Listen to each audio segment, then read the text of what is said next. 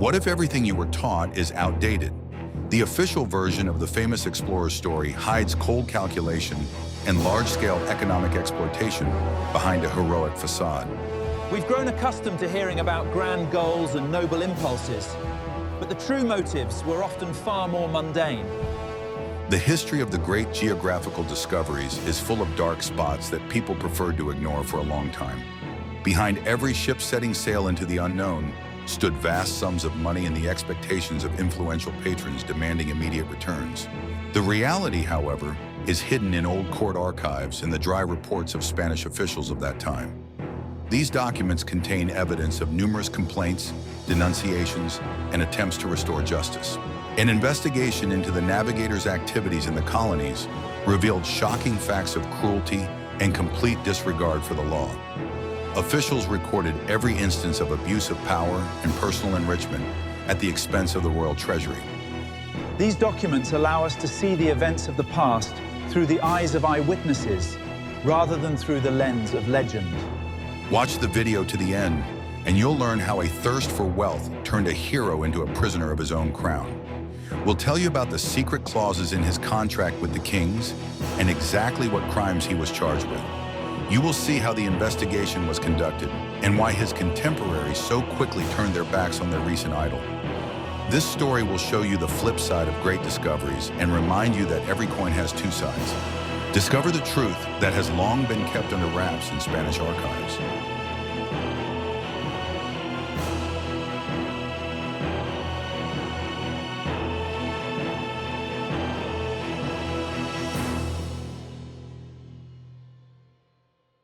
I will reveal the best-kept secret of the preparations for the first transoceanic expedition.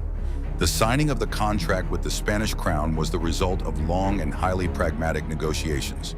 The navigator demanded unprecedented titles for himself and a huge share of all future revenues. The Spanish monarchs agreed to these terms only because of an acute shortage of funds in the treasury. The agreement guaranteed the expedition leader the title of admiral and a tenth of all the riches of the new territories. Financing this grand undertaking proved to be an extremely difficult task for the impoverished state. The royal court could not fully cover the cost of equipping 3 ships for the risky voyage. A significant portion of the funds was provided by private investors and Italian financiers of the time. The ships required meticulous preparation, as well as enormous supplies of provisions and fresh water for the crew. The final project estimate exceeded all of the campaign organizers' initial calculations. Recruiting a crew for an unknown route proved extremely difficult. Experienced sailors refused to set sail without a clear understanding of the route's final destination. The organizers had to recruit people who had serious legal troubles back home. For many, participating in the expedition was their only chance to avoid imprisonment. This motley crew would later become a constant source of trouble for the leadership. The return to Europe after the first voyage was marked by incredible pomp. The display of the curiosities brought back in a small amount of gold caused a sensation at court. The monarchs confirmed all the titles and privileges previously promised to the discoverer. At that moment, the navigator's fame reached its absolute historical peak. No one yet suspected the catastrophic consequences that would follow this triumph. The second expedition was being prepared on a completely different scale and under entirely different conditions. This was not an exploratory voyage, but a full-scale campaign to colonize the territories. 17 ships were filled with artisans, officials, and fortune seekers. A huge number of people set sail across the ocean in search of a new, prosperous life. The reality of the new lands quickly shattered the illusions of most of these settlers. The establishment of the first permanent settlements was accompanied by serious organizational problems. The chosen sites often proved unsuitable for long-term habitation due to the climate. The lack of familiar food led to widespread discontent among the colonists.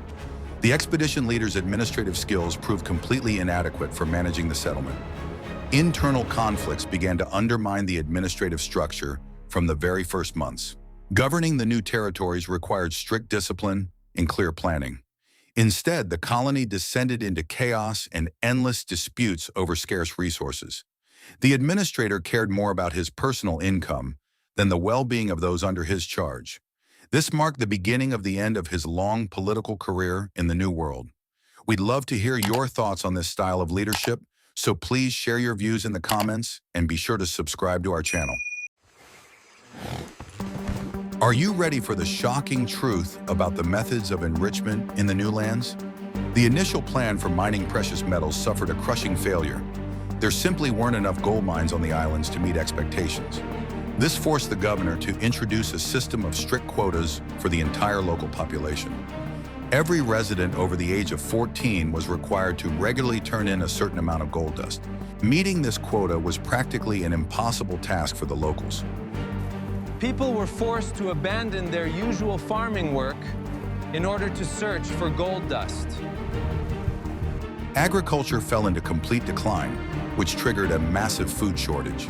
Settlements became deserted as their inhabitants spent entire days sifting through river sediment. The quota system destroyed the economic structure of entire regions that had developed over centuries. Failure to meet the established quota resulted in severe administrative penalties. Special detachments of colonists regularly patrolled the territories to collect tribute. Shortfalls in quotas were recorded as debt that had to be worked off. This system of forced labor became the foundation of the region's new economy. Free people were suddenly transformed into a dependent labor force for the incoming administrators. The governor and his brothers personally controlled the most profitable plots of land. They monopolized trade and the distribution of resources within the colony.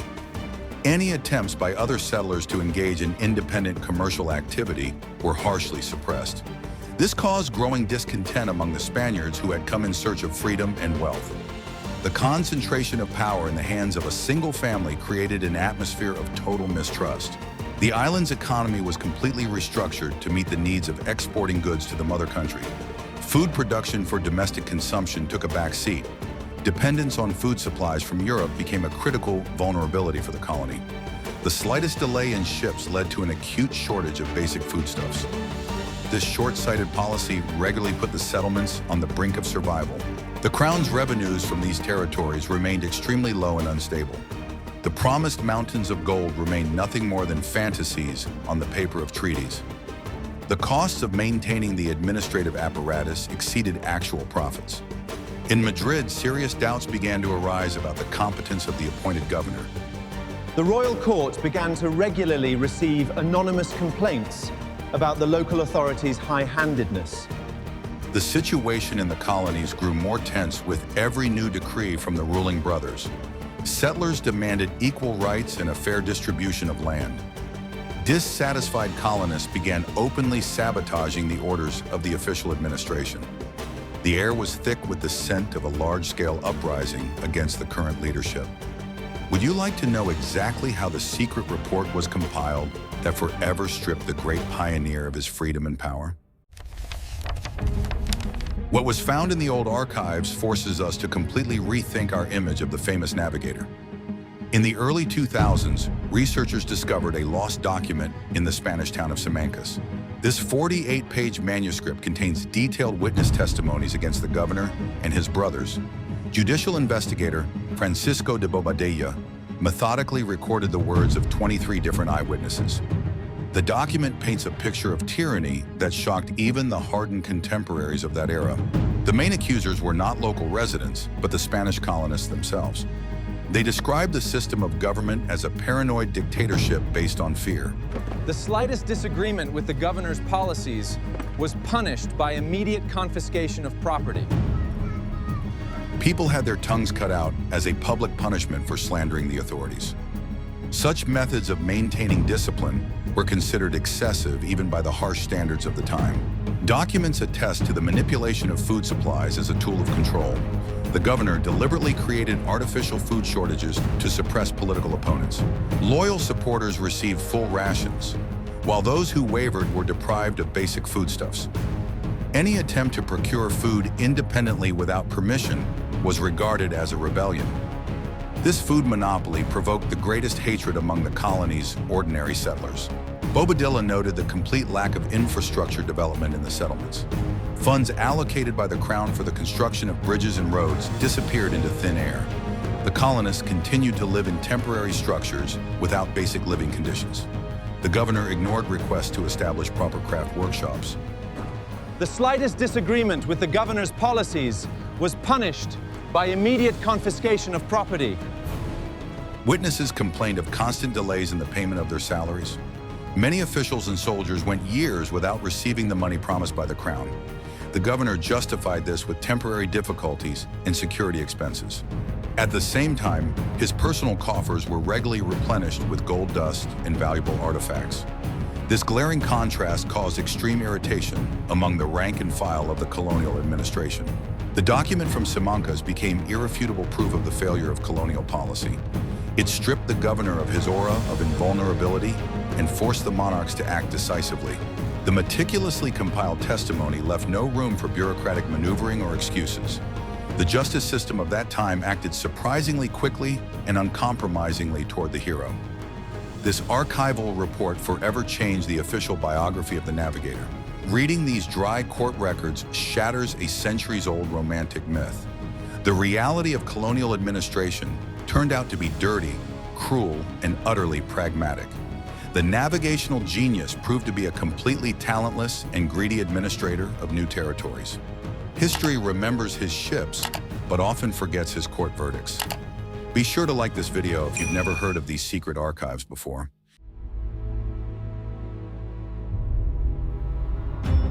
The secret passed down from generation to generation in textbooks glosses over the humiliating arrest. The arrival of investigator Francisco de Bobadilla on the islands came as a complete surprise to the administration. He possessed unlimited authority on behalf of King Ferdinand and Queen Isabella. The investigator immediately took up residence in the governor's quarters and seized all official correspondence. His very first decree was to release all political prisoners from local jails. The arrest of the famous admiral took place publicly in full view of all the colonists. He was stripped of all regalia, weapons, and the right to issue any orders. The arrest was carried out without resistance, as no one came to his defense. Even his most loyal supporters chose to distance themselves from the deposed ruler. This revealed the true level of support the governor enjoyed among the population of the new territories. Upon learning of the prisoner's arrival, the monarchs ordered his immediate release from custody. They invited him to an audience at the palace to explain the situation personally. Ferdinand and Isabella were outraged by their brother's high-handedness, but did not want a public scandal. The meeting took place behind closed doors without the presence of outside witnesses.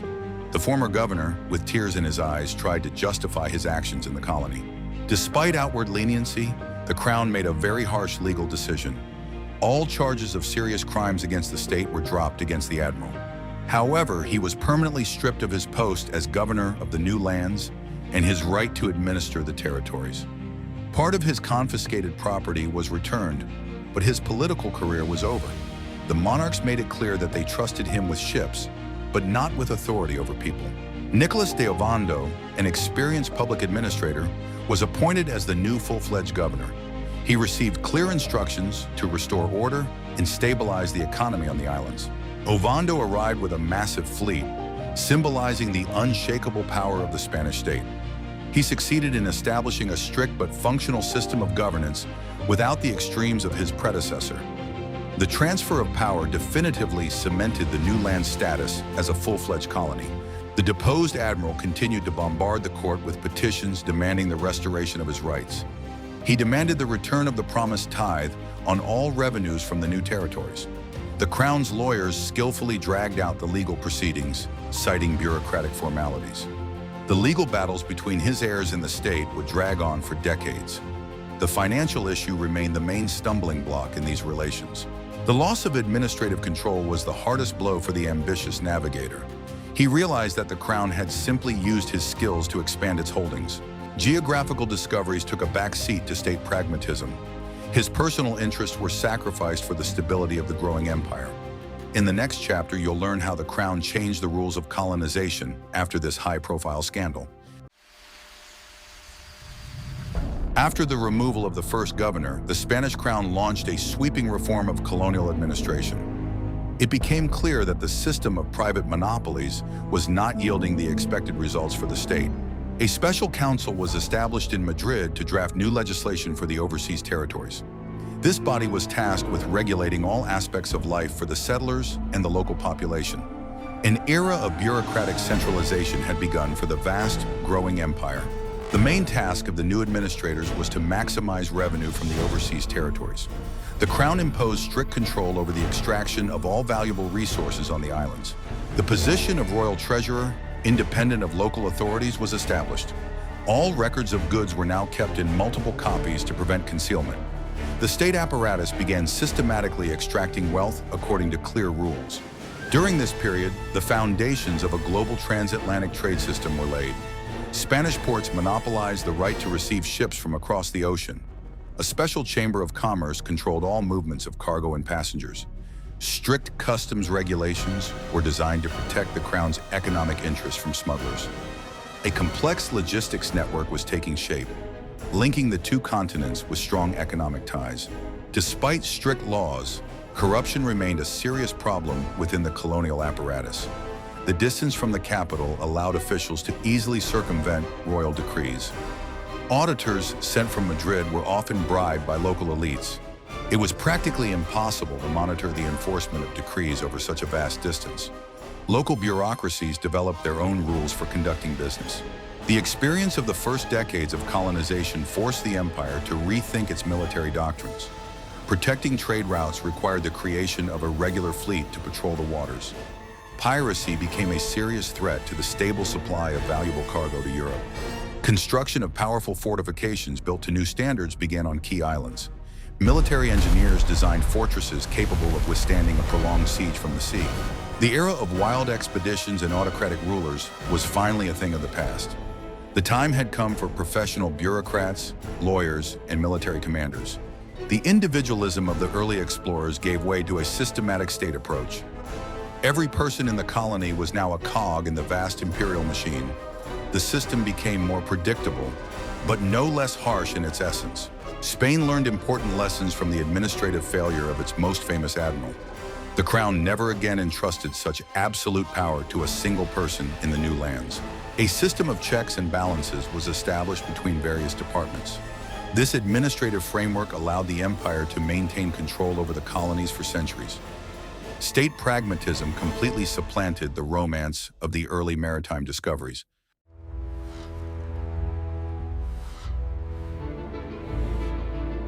What if I showed you a time machine that could transport us to the moment when this image was constructed? Before the early 19th century, this navigator was rarely remembered.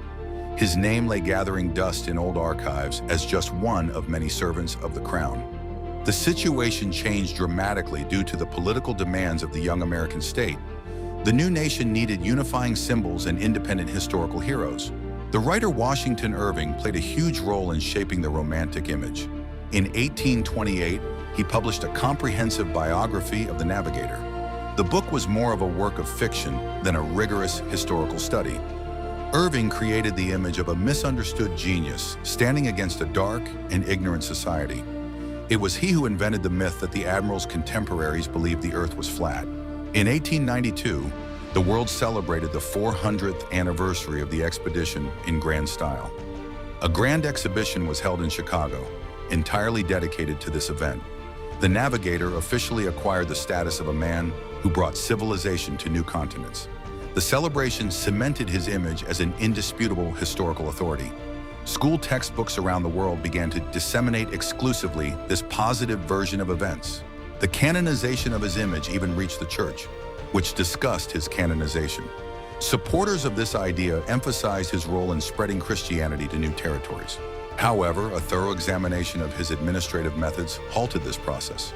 Too many questionable decisions came to light upon a detailed review of his biography. The church ultimately decided to distance itself from such an ambiguous political figure. Thus, we see a classic example of the construction of historical memory. Society took a real person and fashioned him into a symbol needed at that moment. All negative aspects were neatly excised and hidden in the interests of ideology. This myth proved so enduring that it persisted almost unchanged for over a century. For a long time, historical scholarship could not break through this wall of universal adoration. It was only at the end of the 20th century that researchers began returning en masse to primary sources. The study of diaries and court records made it possible to reconstruct the true picture of what had happened. The romantic aura began to dissipate rapidly under the weight of dry archival facts. Society was finally ready to look at its hero without rose-colored glasses. In the next chapter, you'll learn how agricultural exchange became more important than any gold ever mined. The consequences of these expeditions extended far beyond politics and legal proceedings. A global process of exchange began, forever changing the economies of both hemispheres of the Earth. This phenomenon is known in academic circles as the Columbian exchange of plant species. Europe was introduced for the first time to potatoes, tomatoes, corn, and many other plants. These new crops brought about a true revolution in the European diet. Growing these new crops required a massive amount of labor on the plantations. It was precisely the need for workers to process sugarcane that spurred mass migration. Local residents were physically unable to handle the necessary volume of agricultural work. This led to the formation of entirely new principles for organizing large-scale agricultural production. The plantation economy became the dominant form of economic activity for several centuries. The introduction of new crops even transformed the traditional landscapes of European countries. Vast fields of corn and potatoes became a familiar part of the scenery in many regions. Tomatoes and peppers forever changed the culinary traditions of Mediterranean peoples. It is now difficult to imagine Italian or Spanish cuisine without these overseas ingredients. Gastronomic culture underwent the most rapid transformation in the history of humanity. The tobacco trade became another powerful driver of transatlantic commerce. This crop, originally used for ritual purposes, gained incredible popularity in Europe. The monopoly on tobacco sales brought colossal financial dividends to the royal treasury. Growing tobacco leaves required specific climatic conditions and careful cultivation. Plantations of this crop quickly spread across all suitable territories of the New World. Columbus's exchange became the largest ecological experiment in the history of the planet. Plant species that had evolved in isolation for millennia suddenly crossed the ocean. This global integration of flora had both positive and negative economic consequences. Some invasive plant species began to displace traditional crops. It took scientists decades to adapt the new plants to unfamiliar soils and climates. Today, we take the results of this exchange for granted. Products from all corners of the world line the shelves of any ordinary store. However, the foundation for this gastronomic diversity was laid by those very first expeditions. The economic consequences of those voyages proved far more significant than the geographical discoveries. It was plants, not gold, that became the primary source of wealth that transformed the course of world history. The death of the first governor did not put an end to his complicated relationship with the crown. A long series of lawsuits began, known as the Columbus Disputes. The admiral's heirs entered into a fierce legal battle with the Spanish state. They demanded the fulfillment of all the terms of the original contract signed before the first expedition. This legal conflict dragged on for several decades, becoming the most high-profile case of the era. The main point of contention was the promised 1/10 of all revenues from the new territories. The Crown claimed that this clause of the contract had been nullified following the governor's arrest. The family's lawyers insisted that economic privileges were an inalienable hereditary right. The stakes in this game were incredibly high, as colossal sums were at stake. The court hearings attracted the attention of the entire political and financial elite of the kingdom. Ultimately, the parties were forced to reach a compromise agreement. The family renounced its unrealistic claims to 1/10 of all imperial revenues. In exchange, they received substantial land grants on the islands and a fixed annuity. The crown retained full control over taxes and trade duties. This decision satisfied both sides, bringing an end to the grueling legal battle. For historical scholarship, these trials played a dual role in shaping the hero's image. On the one hand, they preserved a vast number of authentic documents and testimonies. On the other hand, the crown used the trial materials to tarnish the admiral's reputation. Many negative details about the expeditions originated precisely in the speeches of the state prosecutors. Researchers still have to separate facts from the legal rhetoric of that time.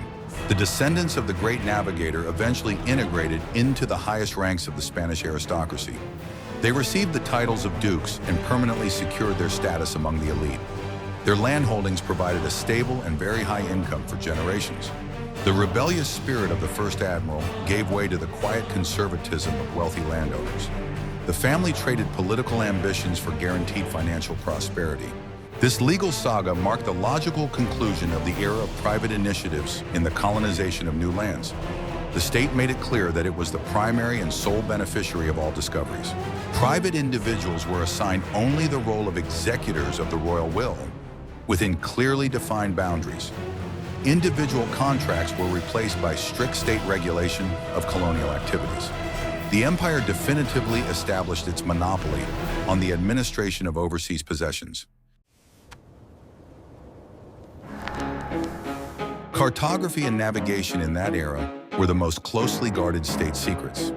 Any information about new routes was of immense economic and strategic value. Spies from various countries actively hunted for new maps and ships' logs. In Spain, passing on nautical charts to foreigners was punishable by severe penalties. Cartographers worked in locked rooms under constant surveillance by the Royal Guard. The Spanish crown created a single secret registry of all geographical discoveries. This master plan was called the Padrón Real and was updated after each ship's return. All navigators were required to submit their records to officials at the Chamber of Commerce. The reluctance to admit mistakes led to numerous cartographic anomalies. For many years, new lands were marked on maps as part of the Asian continent. The governor even forced his sailors to sign documents confirming their arrival on the mainland.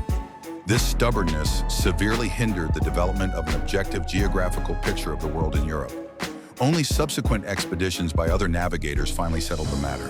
Competition with Portugal forced the Spanish to constantly improve their navigation methods. A special school was opened in Seville to train professional pilots and navigators. The curriculum included advanced mathematics, astronomy, and the use of the latest navigational instruments. This marked the beginning of a scientific approach to organizing long-distance sea voyages.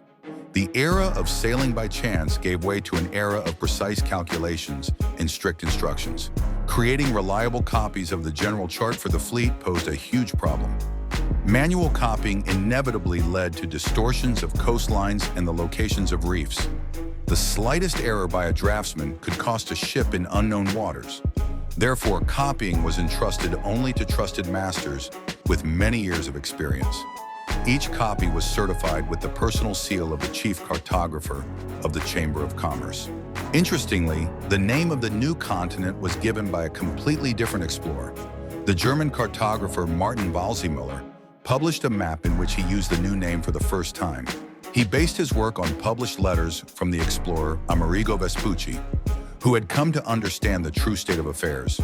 This name quickly became established in European geographical tradition. The original discoverer, however, went down in history merely as the author of the route, not the name. The evolution of cartography reflects a journey from blind faith to scientific pragmatism. Mystical notions of the world gave way to precise measurements and dry coordinates.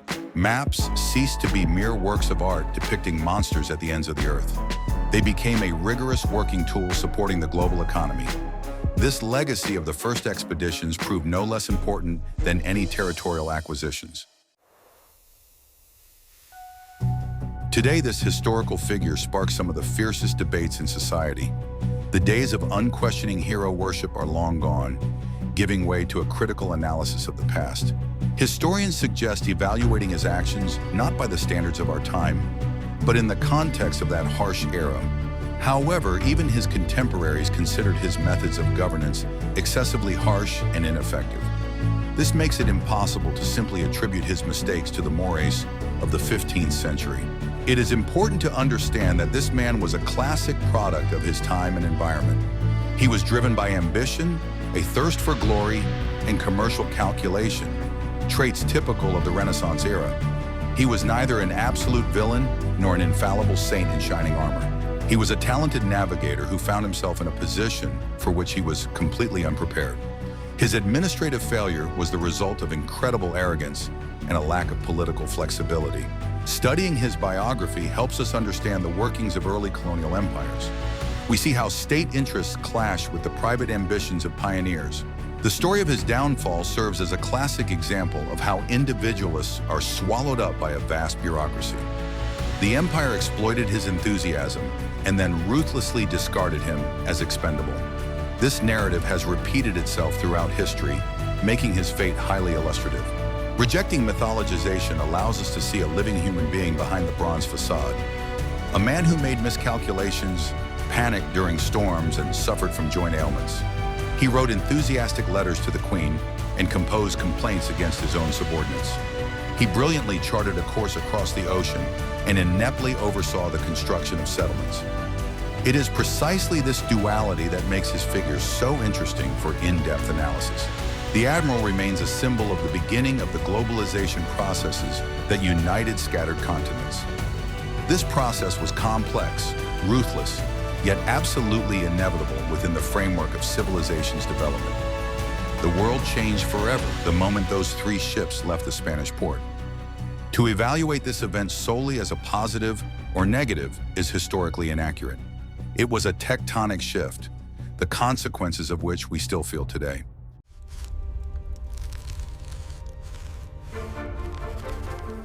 The former governor was no monster who deliberately set out to destroy the established way of life. He was an ambitious bureaucrat whose incompetence led to a massive administrative collapse. He fell victim to his own illusions and the rigid logic of the Spanish state apparatus. His story teaches us that great discoveries are rarely made by people in white gloves. It is a harsh lesson about the price of personal ambition and the mechanisms of imperial power. We have traced the complex path from a great triumph to an equally telling administrative downfall. History has shown us that behind every beautiful myth, there are always dry legal facts, economic calculations, and personal ambitions. Reality always turns out to be more complex and multifaceted than the polished pages of standard school textbooks. Let us know in the comments. Which other famous figures or events would you like us to analyze without sugarcoating in our next videos? Be sure to subscribe to our channel so you don't miss our new, honest debunking of historical myths.